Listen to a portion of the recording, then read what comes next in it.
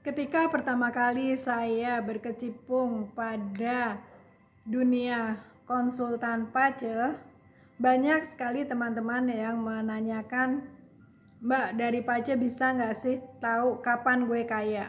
Kayak gitu.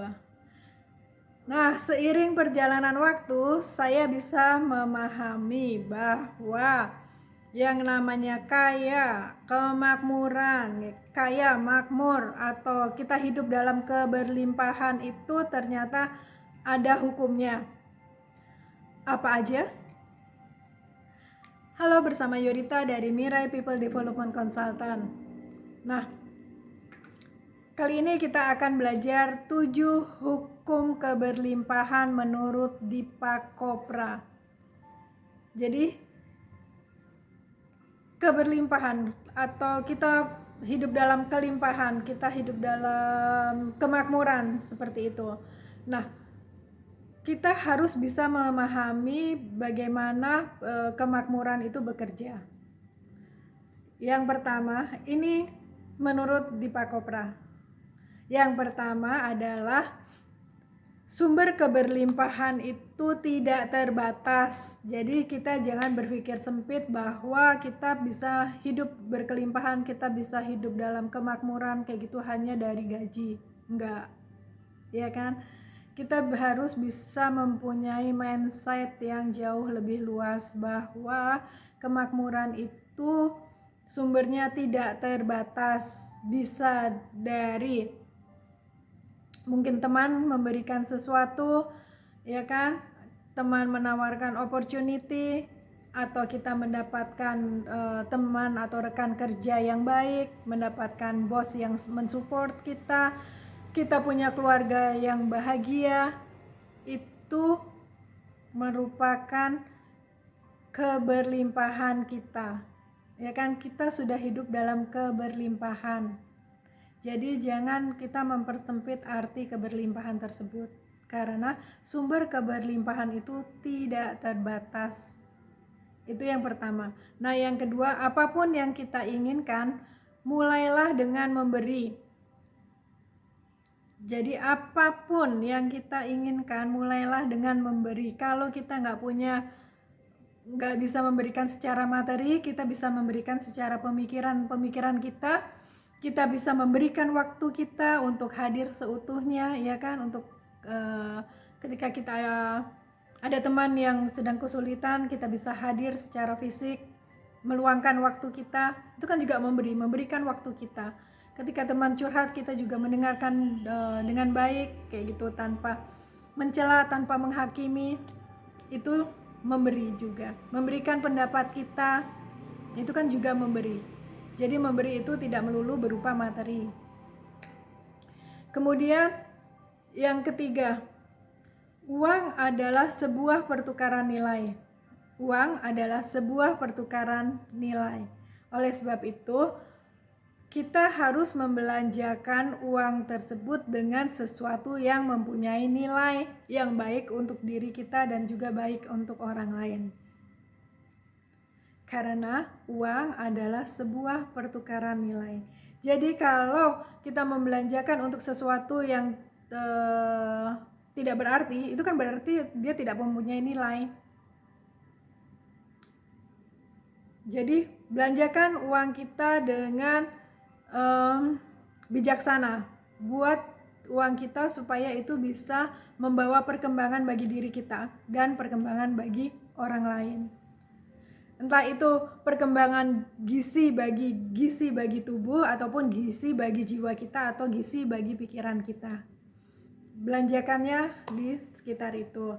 Kemudian yang keempat, kemakmuran atau keberlimpahan merupakan sebuah kesadaran, kemakmuran atau keberlimpahan merupakan proses kesadaran yang kreatif. Maksudnya adalah kita, apapun yang kita kerjakan itu, proses kreativitas kita itu bisa menghasilkan kemakmuran atau keberlimpahan ketika abundance, keberlimpahan.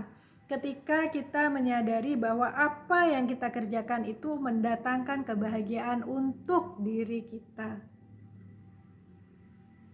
Ketika kita melakukannya dengan sukarela, ketika kita melakukan tidak dengan paksaan, kayak gitu, ketika kita melakukannya dengan gembira, di situ kita merasa bahwa kita hidup dalam keberlimpahan. Tanpa tekanan, kita penuh rasa syukur, kayak gitu kan.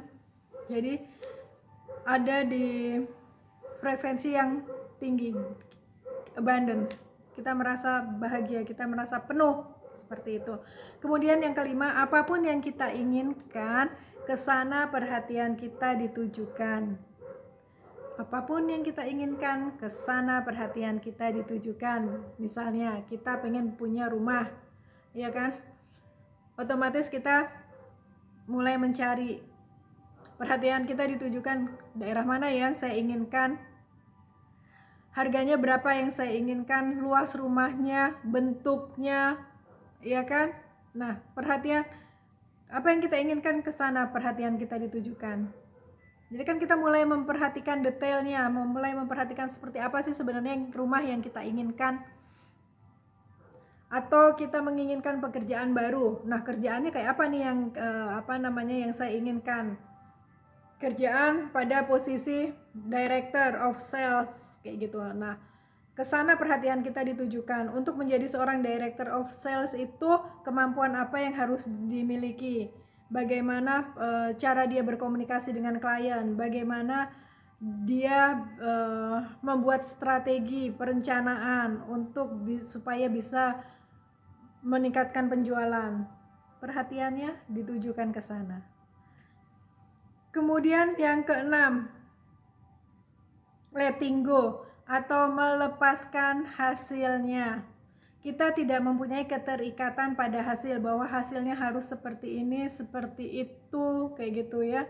Karena tadi sudah disebutkan di awal, mengacu lagi ke nomor 1, bahwa sumber keberlimpahan adalah tak terbatas.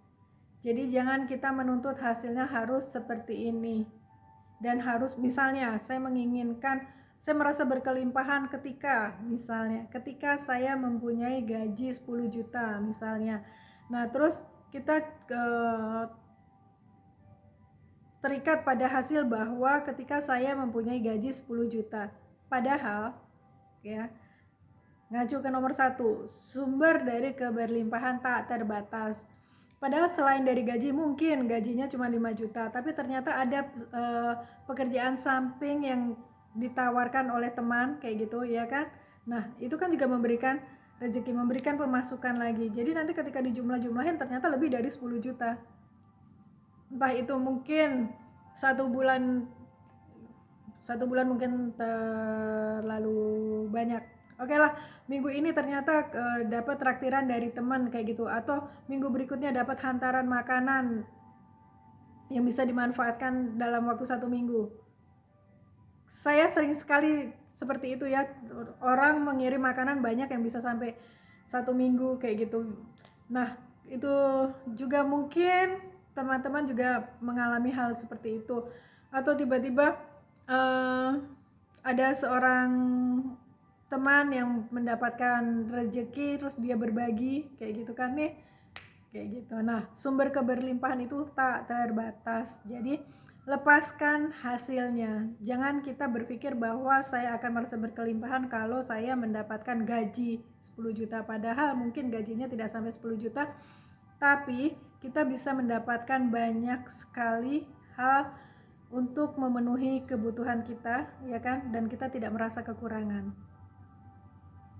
Yang kalau dihitung-hitung, kalau mungkin teman terus tiba-tiba ada yang membelikan baju baru, kayak gitu ya kan, kita nggak perlu beli baju padahal kita baru butuh baju. Atau tiba-tiba ada yang memberikan sepatu padahal kita juga baru butuh sepatu, kayak gitu. Nah, dari situlah, jadi jangan terikat pada hasil, lepaskan hasilnya. Itu yang dimaksud dengan letting go menurut Deepak Chopra.